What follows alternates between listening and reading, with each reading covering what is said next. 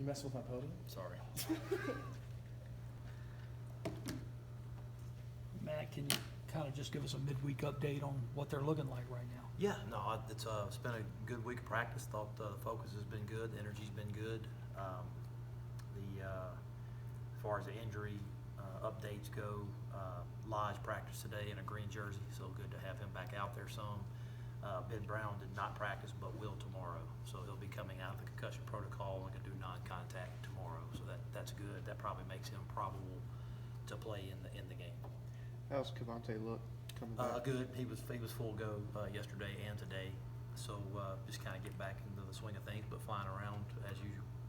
How did it mentally? How does that affect him missing that much time as a true freshman? Yeah, it seems like a long time, but really it's only been a week. So, but obviously you want him to get as many reps as he can. But I think the thing is each week is different. So he was here for the full week of preparation and for the full practice. So I think obviously anytime you miss some reps is not a good thing. But he's been there for the entire week of preparation. Defensively, you guys talked a lot about focus and wanting to see more of that. I guess last weekend, have you seen a renewed sense of that in practice this week? Well, yeah, I think naturally they want to do better, and so I think the level of focus goes up. And it's the start of SEC play. It's playing the #1 team in the country, so there's a lot of reasons that you have to be focused. But I think that the main thing is you want them to have to earn it. You don't want to give them anything. You don't want to have guys cut free because of lack of eye discipline. You want to make sure that you make them earn it. I'll take you back 2 years, where A.J. Brown against Alabama scores a touchdown, really close game. What do you remember from that touchdown? I think we were maybe in empty that whole series. It was just like a tempo empty drive, and I think he went up and made a big play. I think he made it a one-score game right there toward the end. But obviously, anytime that you have a freshman that's making plays in SEC play, I think you got somebody that's special. What was the reaction and feeling like on the sideline?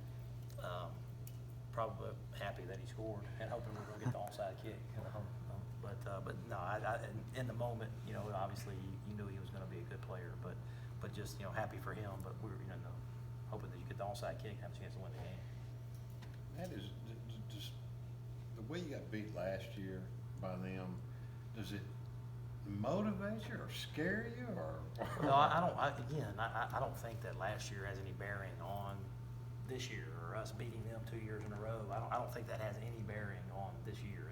It's their team for 2018 against our team for 2018. So I think that's the way you have to look at it. And I don't think you obviously could draw on the experiences when it comes to the tactical decisions and what they've done on defense and what we've done on offense. So you can draw from that experience. But as far as the players or the scores, I think you got to focus on this year. How important is a solid start on both sides of the football for you guys? I think for our team, it's very important. I think the start is very important. I think it's been critical in the Ole Miss Alabama game every year.